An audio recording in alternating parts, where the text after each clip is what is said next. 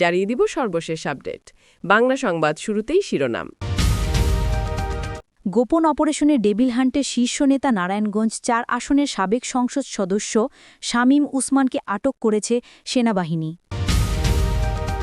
এবং সর্বশেষ জানাব, জাতীয় নির্বাচনকে প্রভাবিত করতে ভিন্ন নামে ভিন্ন চেহারায় বাংলাদেশে প্রবেশ করছে ভারতের গোয়েন্দা সংস্থা র-এর একদল অপারেটিভ। এতক্ষণ শুনছিলেন সংবাদা শিরোনাম, এখন জানিয়ে দিব বিস্তারিত। আলীগ সরকার ক্ষমতায় থাকা অবস্থায় নারায়ণগঞ্জে একছত্র হাতিপত্র বিস্তার করেছিলেন নারায়ণগঞ্জ ৪ আসনের সাবেক সংসদ সদস্য শামীম উসমান। সর্বমহলে তারা একছত্র নিয়ন্ত্রণ থাকত। যে কেউ তার মতের বাইরে গেলেই তাকে নানাভাবে হুমকিধামকি শিকার হতে হতো। নিজ দলীয় নেতাকর্মী থেকে শুরু করে প্রশাসনের কর্মকর্তাও তার হয়রানি থেকে মুক্তি পেতেন না। ১৯৮১ সালে সরকারি তোলারাম কলেজের ভিপি নির্বাচিত হওয়া থেকেই ছাত্র রাজনীতির নাম আসে শামীম উসমানের। এরপর ১৯৯৬ সালে প্রথমবারের মতো জাতীয় সংসদ নির্বাচনে অংশগ্রহণ করেন তিনি। নির্বাচিত হওয়ার পর থেকে নারায়ণগঞ্জে স্থানীয় প্রশাসন থেকে শুরু করে পুরো নারায়ণগঞ্জ ছিল তার নিয়ন্ত্রণে। শেখ হাসিনার প্রশ্রয় পেয়ে নারায়ণগঞ্জে এ সময়ে তার অনুগতরা হয়ে ওঠেন এ জেলার হর্তাকর্তা। ওই সময় শামীম উসমান বা তার অনুসারীদের বিরুদ্ধে নারায়ণগঞ্জে কথা বলার মতো সাহস খুব কম মানুষই দেখতে পেরেছেন। স্থানীয়রা জানান, ২০০০ সালের ১৬ই এপ্রিল সরকারি তোলারাম কলেজে জাহান্নারা ইমাম নামের একটি ভবন নির্মাণের উদ্বোধন করা হয়। উদ্বোধনী অনুষ্ঠান শেষে কলেজ প্রাঙ্গণে মুক্তমঞ্চে সমাবেশ থেকে রাজাকার স্বাধীনতা যুদ্ধাপরাধীদের বিচার দাবি করা হয়। সেদিন সমাবেশ শেষে ঢাকা নারায়ণগঞ্জ লিংক রোডের নারায়ণগঞ্জ গোলাম আজম দেলোয়ার হোসেন সাইদি এবং আরি আফসান মোহাম্মদ মুজাহিদির প্রবেশ নিষিদ্ধ করে সাইনবোর্ড স্থাপন করা হয়। এরপরই মূলত ওই এলাকার নামকরণ হয় সাইনবোর্ড। ওই সমাবেশে ৩ দিন পর মুন্সিগঞ্জের একটি কর্মসূচি ছিল মতিউর রহমান নিজামের, কিন্তু সেই অনুষ্ঠানে যেতে পারেনি নিজামী। এছাড়া ওই বছরে নারায়ণগঞ্জ শহরের ডিআইটি বাণিজ্যিক এলাকার প্রতিটি বিচারে সাইদি গোলাম আজম নিজামের ফাঁসি দেওয়া হয় প্রতীকীভাবে। এই নিয়ে একাধিকবার শামীম উসমান বলেছেন, প্রতিটি প্রান্তি সময় নারায়ণগঞ্জ থেকে ঘণ্টা বাজিয়েছি, জাহান্নারা ইমাম ভবন করে ঘণ্টা বাজিয়েছিলাম, গোলাম আজমকে নারায়ণগঞ্জের মাঠে নিষিদ্ধ ঘোষণা করেছিলাম। সে কারণে গোলাম আজম আমিরগিরি ছেলে দেয়। আমি জামাত ও গোলাম আজমকে নিষিদ্ধ করেছিলাম। জামাতের আমির গোলাম আজমকে অবাঞ্ছিত ঘোষণা, জিয়াউর রহমানের গাড়ি আটকে দেওয়া, খালেদা জিয়ার লম্বাস আটকে দেওয়ার কারণেই আমাকে গডফাদার উপাধি দেওয়া হয়।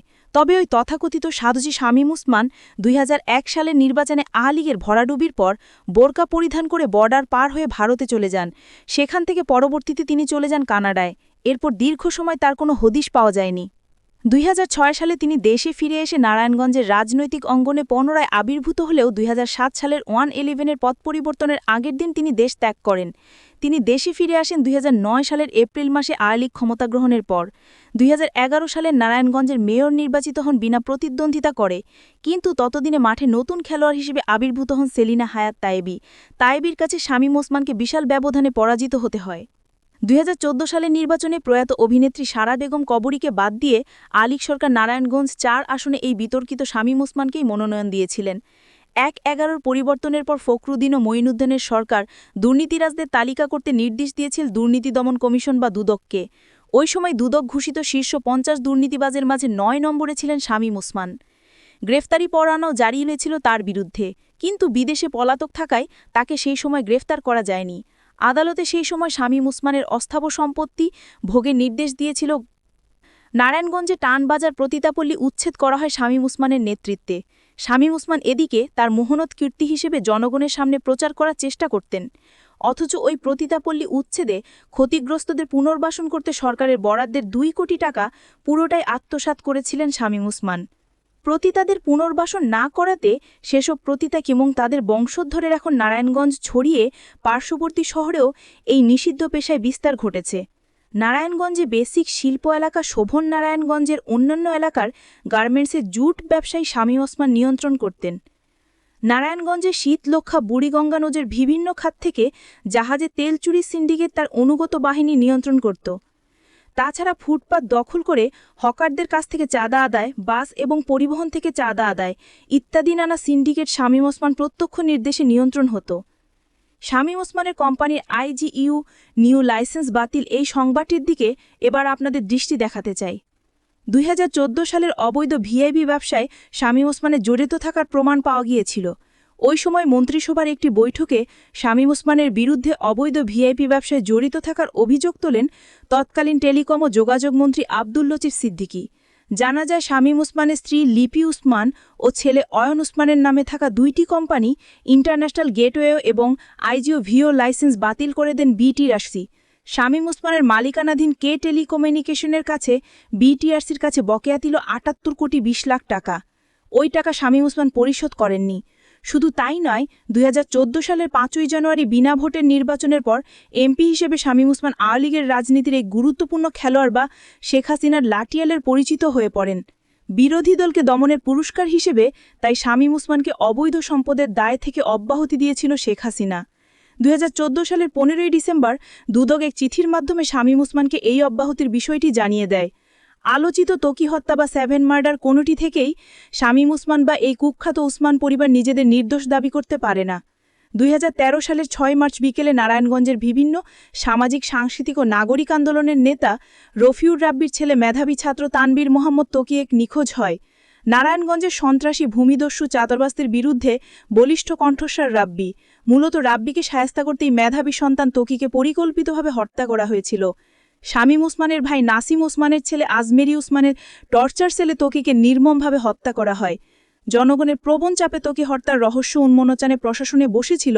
অবশেষে ত্বকী হত্যার অভিযোগে গ্রেফতার হন আজমেরি ওসমানের কেডার সুলতান শওকত।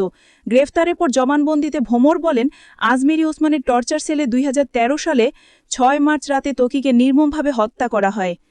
আরও বেশ কিছু হত্যা নিয়ে সংবাদ প্রকাশে গিয়ে গত বছর একটি পত্রিকা অফিসে অভিযান চালিয়েছিলেন আজমেরি ওসমানের অনুসারীরা।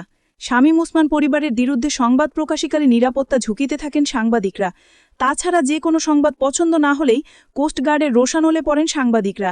এমন কোনো কাজ আছে দৈনিক সংবাদের নারায়ণগঞ্জের নিজস্ব প্রতিবেদক সাংবাদিক ১৯৯৮ সালে চাষারায় ডেকে নিয়ে মারধর করেন সাবেক ওসমান।